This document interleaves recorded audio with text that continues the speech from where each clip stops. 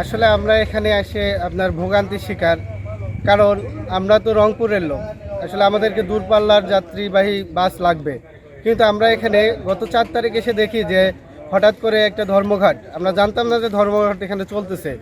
আসার পরে আমরা হোটেলে আটকা পড়ছি, এখানে থাকতে হচ্ছে, খাইতে হচ্ছে, আমাদের মিনিমাম অনেক টাকার খরচ হয়ে যাচ্ছে। আর এখানে জ্বালানি তেলের দাম বাড়ায় এরা এই ধর্মঘাটটা করতেছে, কিন্তু আমরা ভোগান্তির শিকার হচ্ছে আমরা যাত্রীরা, যারা দূরপাল্লার।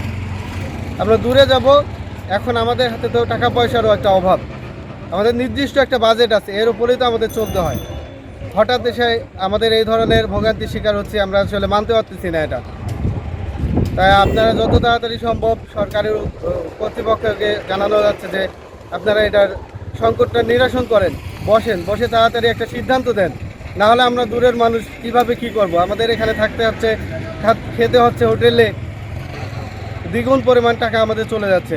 পেট বেড়াইতে এইসব বিরক্ত পড়ে গেছি, গাড়িতে যাতায়াতের জন্য অনেক সমস্যা হইতেছে। কখন আসছিলেন? গাড়ি পাইছে, আসছিলাম গত পরশুদিন।